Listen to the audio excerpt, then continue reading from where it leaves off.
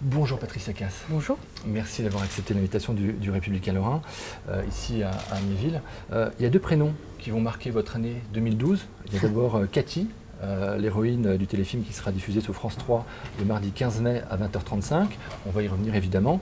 Et évidemment Edith, la môme Edith Piaf, avec un nouvel album et un spectacle sur lequel vous travaillez. Alors, juste avant, si vous le permettez, je voudrais m'arrêter sur votre prénom pour un petit flashback. Il y a un an, pratiquement jour pour jour, vous étiez à Metz pour présenter votre autobiographie, L'ombre de ma voix. Oui. Et vous me disiez à l'époque, devant ces mêmes caméras, que vous aviez vécu son écriture comme une véritable thérapie. Il me fallait peut-être ce livre pour me donner confiance en moi et me rendre compte de qui je suis.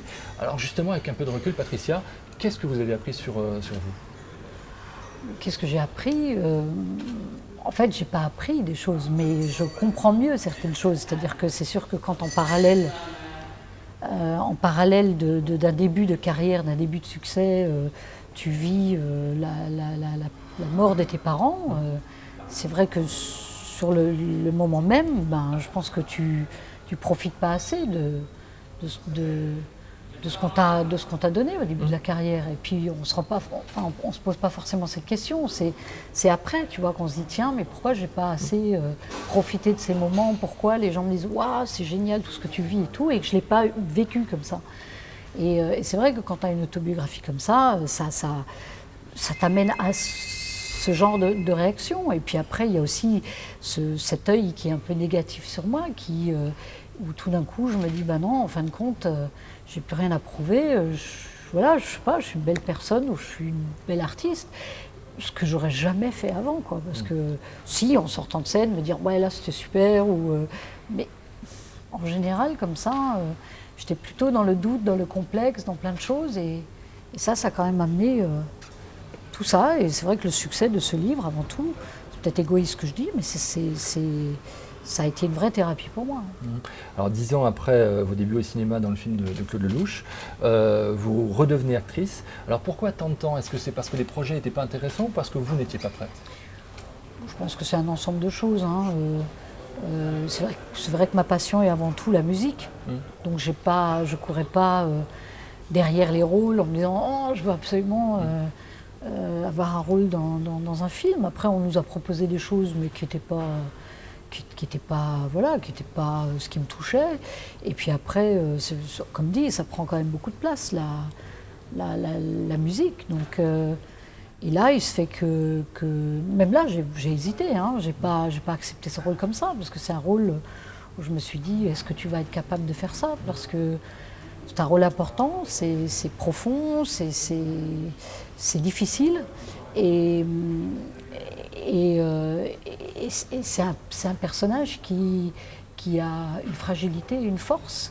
Et la force, je savais que je pouvais donner. La fragilité, comme ça, à nu, parce que moi, la fragilité, je me cache toujours un peu derrière.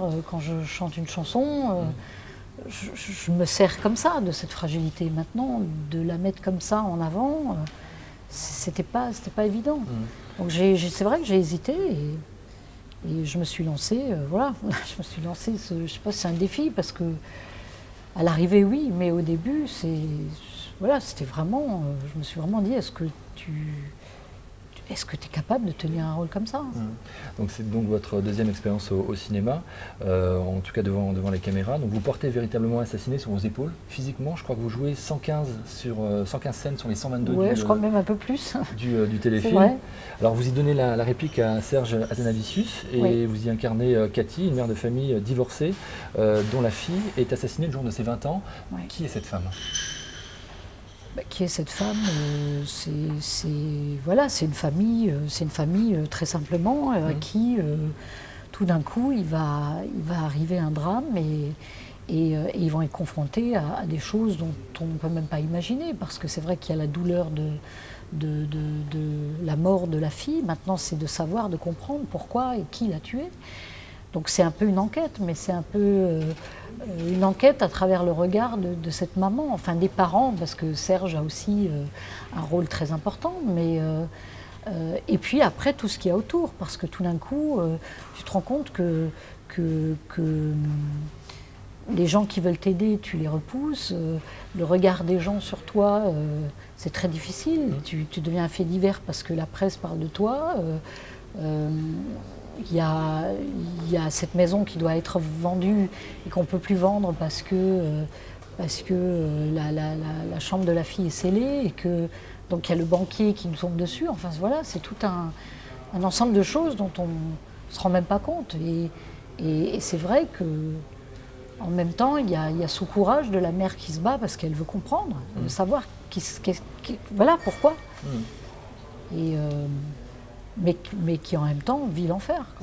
Quand on parle d'un film, d'un téléfilm, généralement on parle du réalisateur, on parle du producteur, on parle des scénaristes.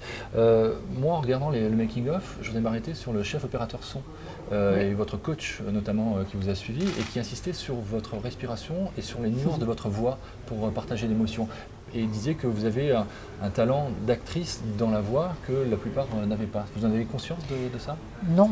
Enfin après, c'est vrai que j'ai une voix assez basse et un peu cassée. Donc c'est vrai que l'émotion est peut-être plus marquée par ça. Maintenant, au niveau de la respiration et tout ça, non. Je ne savais pas que le fait d'avoir cette entre guillemets technique, parce que bon, a priori en chanson je ne l'ai pas tellement, mais et que ça peut aider à une actrice, bon ben voilà, c'est vrai que c'était, enfin surtout dans ce cas-là, parce que c'est la souffrance. Maintenant que mon son de voix puisse plaire quand je parle, bon ça je sais qu'au niveau du son, il a tout de suite aimé, quoi. Donc ça c'est. Vous dites que vous ne vous êtes pas protégée en interprétant ce rôle. Est-ce que vous avez le sentiment d'être la même après ce tournage? Non. Qu'est-ce qui a changé? Non, c'est que je suis un peu plus fragile. Alors je ne sais pas, est-ce que ça va rester? Est-ce que c'est bien? Est-ce que En quoi vous êtes plus fragile? Parce que justement, être actrice, c'est peut-être ça aussi, c'est de pouvoir se protéger. Je ne me suis pas protégée parce que je me suis lancée à fond là-dedans et sans trop y réfléchir et sans retenue. Et que quand tu joues un rôle comme ça, c'est difficile d'en sortir parce que ça réveille plein de choses. Ça réveille des choses que j'ai vécues, même si c'est différent, mais de faire le deuil d'une façon différente de ce que j'ai pu faire moi. Donc oui, ça a changé quelque chose. Maintenant, encore une fois, combien de temps, je ne sais pas. Mais je me sens plus fragile, c'est vrai. Alors il y a Cathy, il y a Edith évidemment. Alors ces deux femmes, à la fois fragiles et fortes, comme vous l'avez dit, est-ce qu'elles ont des points communs selon vous? Oula, je me suis jamais posé cette question-là. Est-ce qu'elles ont des points communs? Sûrement, oui, le courage et maintenant le vécu, parce que Cathy aura quand même vécu cette grande douleur. Maintenant, enfin, c'est difficile à répondre, mais en tant qu'interprète, on a cette chance de pouvoir peut-être libérer certaines choses d'une façon différente. Alors, deux photos. Alors, au-delà des... Oh mon Dieu! Au-delà des peluches qu'on voit sur les deux photos, je voudrais que vous me commentiez ces deux photos. Je ne savais pas qu'elle aimait les peluches déjà. J'ai trouvé justement, en fouillant dans les archives. Oh, ça c'est vieux, hein. Waouh, fou! Alors justement. Les peluches, parce que en fait, je me souviens que j'avais fait une interview et j'avais dit que j'aimais les peluches. Et donc du coup, quand je faisais des concerts, tous les fans me ramenaient des peluches. Et c'était très touchant, et surtout des ours, parce que c'est vrai que j'étais marquée par l'ours que j'avais offert à ma maman. Et que j'ai toujours d'ailleurs. Et voilà, donc qu'est-ce que je peux dire de plus? Après, je suis aussi devenue une collectionneuse d'ours anciens. J'en ai gardé une dizaine. Maintenant, toutes ces peluches qu'on a pu me donner pendant ces 25 ans de carrière, j'en ai fait don à des hôpitaux ou à des enfants sans famille. Voilà. Qu'est-ce que vous avez appris d'Edith Piaf que vous ne saviez pas? Alors, j'ai pas appris, je ne savais pas qu'elle avait fait des... Voilà. Bon, je ne sais pas si elle est collectionneuse, parce que ça, on a dû lui offrir au moment où elle a fait cette interview. Qu'est-ce que j'ai appris? J'ai appris plein de choses. Déjà que c'était une femme en fait très passionnée de la vie, très passionnée par l'amour, très souriante. Et d'ailleurs ça va faire partie des choses qu'on va apporter aussi dans le spectacle. Parce que l'hommage n'est pas que de chanter ses chansons, mais c'est aussi, parce que je dis que c'est une comédie récitale, c'est aussi de pouvoir y intégrer toutes ces choses que j'ai pu apprendre dans la confiance en moi-même, dans le regard sur moi, c'est-à-dire plus de courage, parce qu'il faut du courage pour chanter 1h50 de Piaf, et aussi à travers ce téléfilm où je voudrais essayer d'interpréter en direct sur scène ces émotions qu'elle a pu vivre au moment où elle apprend la mort de Cerdan. Donc après évoquer aussi des gens qui étaient très importants pour elle, comme Cocteau, qui lui a écrit une pièce. Donc moi je savais qu'elle avait fait du théâtre, maintenant je ne savais pas, Le Bel Indifférent, spécialement écrite pour elle, qu'elle avait fait beaucoup de cinéma, ce que je ne savais pas non plus. Que je sais pas, que Marlène était témoin à son mariage, elle disait aussi que l'amour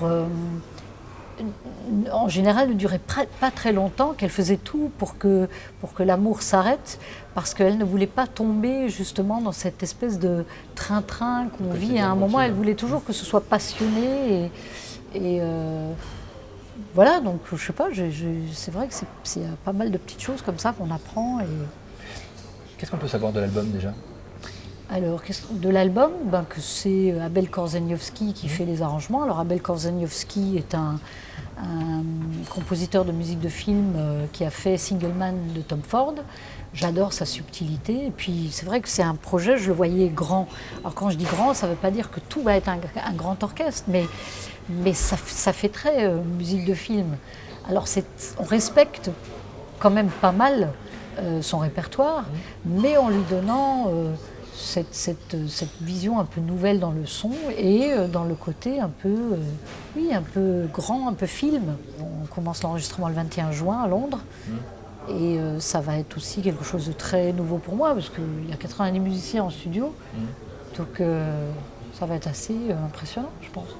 Alors, dernière question, Patricia. Mardi soir, sur les coups de 20h35, vous serez où ? Je pense que je serai devant ma télé. Alors je ne vous cache pas que je pense que je l'ai vu 10 fois, le film. Parce qu'au début, j'avais peur. Après, je l'ai regardé et forcément, c'est difficile quand tu le vois comme ça. Et ils m'ont fait un DVD gentiment que j'ai gardé, que j'ai caché. Et puis, voilà, un soir, je me suis dit, écoute, je vais regarder le film. Et puis depuis, voilà, je le regarde parce que je sais pas, c'est important de se regarder, de choper les moments où moi, je sais, où j'étais moins à l'aise que d'autres, de tout ça. Et donc, je me suis dit, non, je vais peut-être pas regarder encore, mais là c'est encore différent parce que en même temps, quand tu regardes, tu peux zapper sur les autres chaînes et tu vas voir qu'il y a autre chose sur les autres chaînes. Donc là, c'est vraiment une diffusion, quoi. Donc, pensez à l'audience le lendemain matin ? J'y pense parce que forcément, tout le monde en parle autour de moi, parce que bien sûr, j'ai envie que plein de gens le regardent.